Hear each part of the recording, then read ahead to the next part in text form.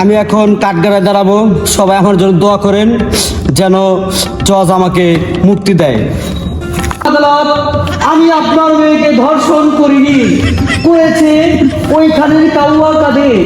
আমি আপনার মাকে পাহারা দিয়েছিলাম, করেছে কাউয়া কাঁধের ধর্ষণ, সেখানে আমি পাহারা ছিলাম। মোহাম্মদ আদালত, আমাকে বেকুরুশ খানার দিন। মোহাম্মদ আদালত, অর্ডার অর্ডার।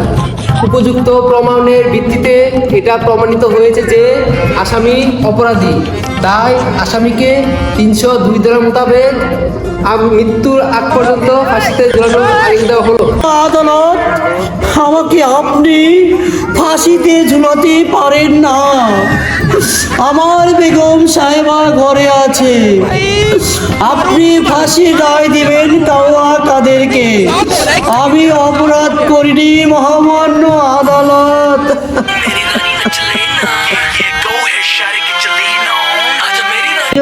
নাচ না নসিবন গো,